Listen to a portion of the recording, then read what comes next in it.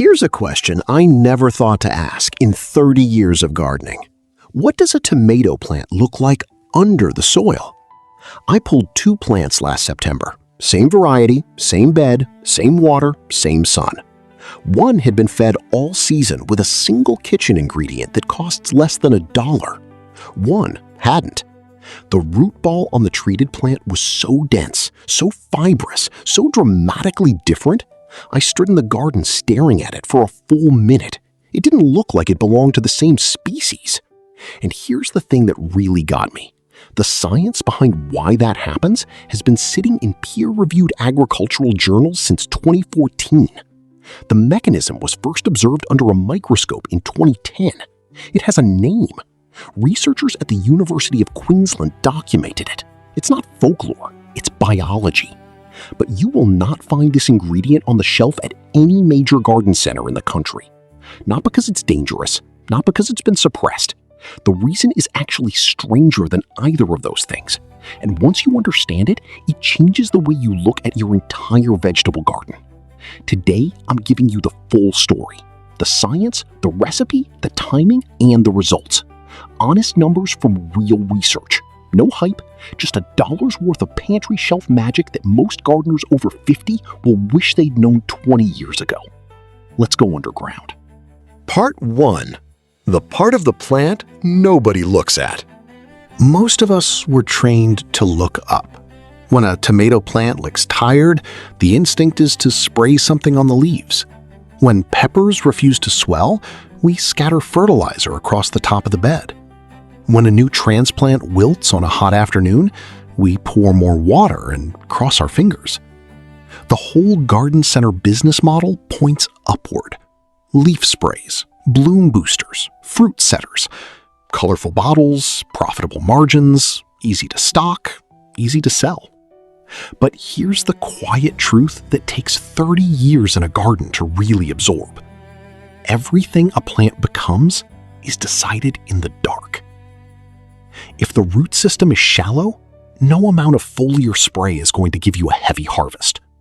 If the roots are thin and stringy, the plant will collapse the first time a week of 90-degree heat settles over the garden. If the roots are starved of oxygen or microbial partners, the leaves above the soil will yellow no matter what you pour on top. The root system is the engine. You can polish the hood all you like, but if the engine is weak, the harvest will show it. Now, here's what makes this interesting. The root is also the most improvable part of the plant. At 3 specific moments in the growing season, you can send a direct signal to the root system that triggers accelerated growth, increased branching, and deeper establishment.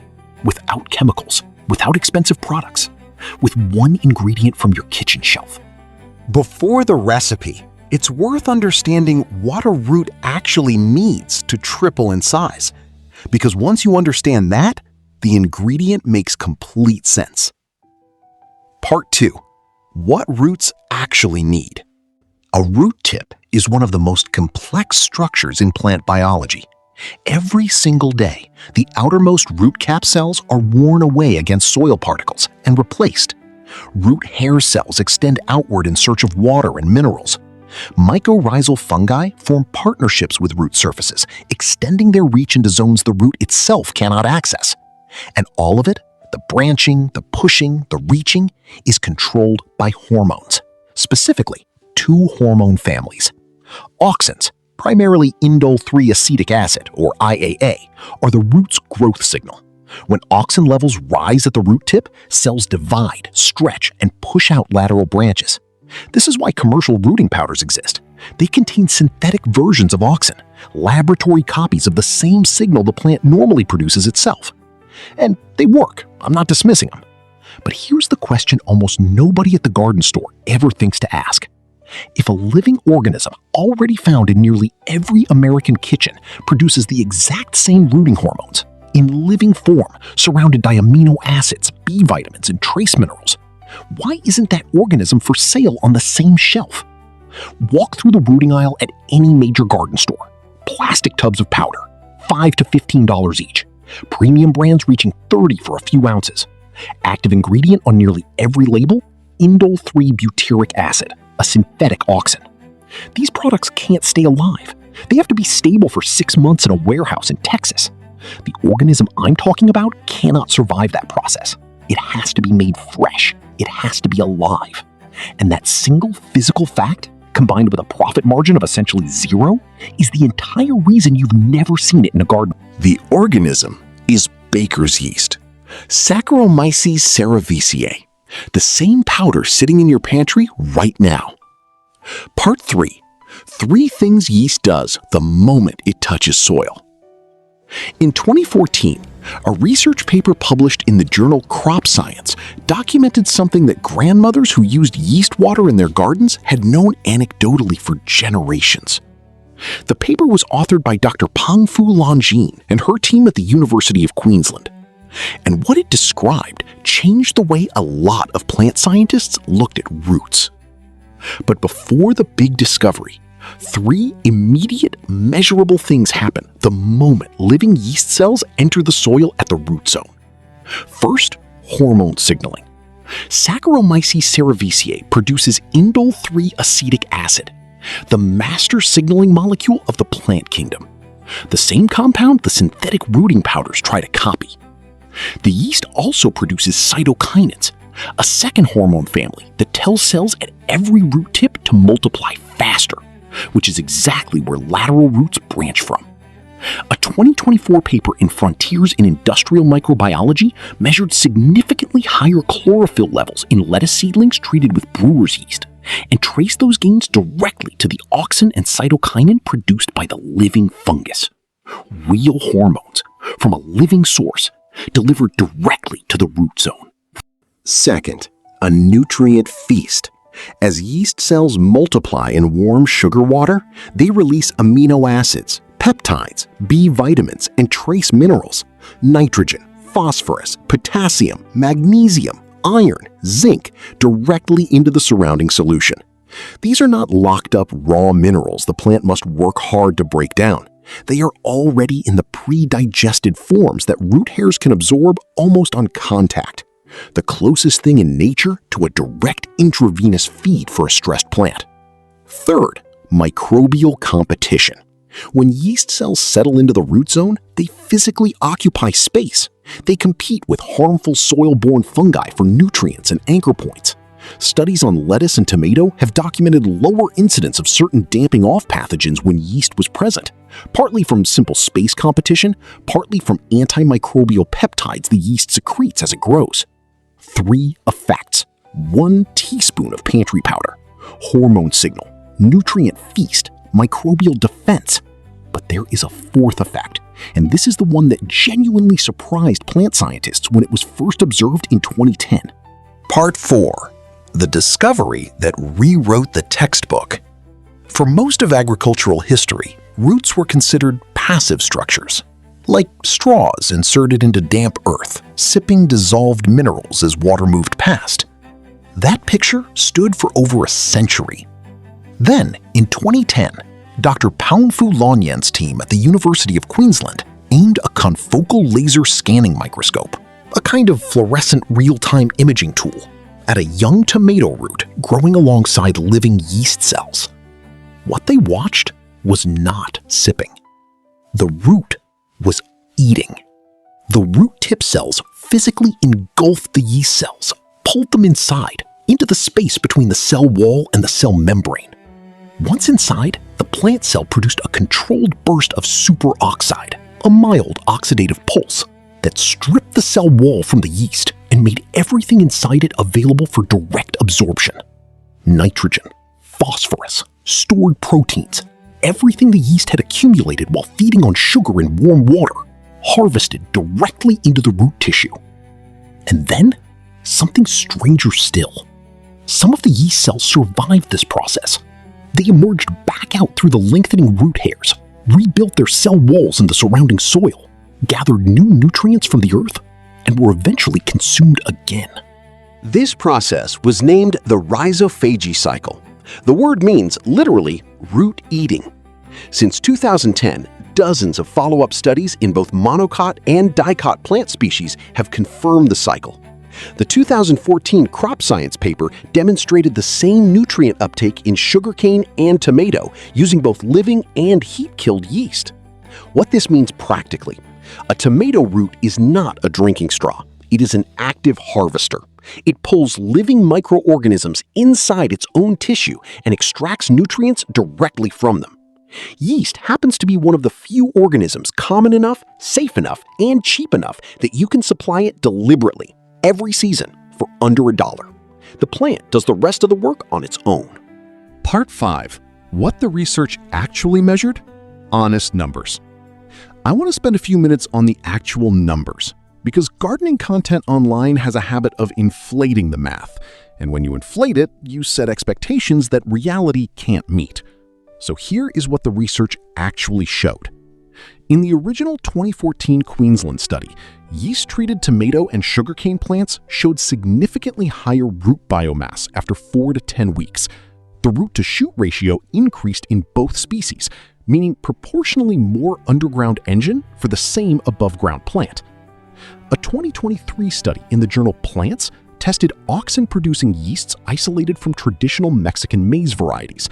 The 4 most effective strains produced a 1.5-fold increase in plant height, fresh weight, and root length compared to untreated control plants. A 2024 paper in Frontiers in Industrial Microbiology using residual brewer's yeast on lettuce and tomato seedlings reported measurable improvements in germination rate, leaf number, fresh weight, and chlorophyll content. These are not miracle numbers. They're really numbers from real labs.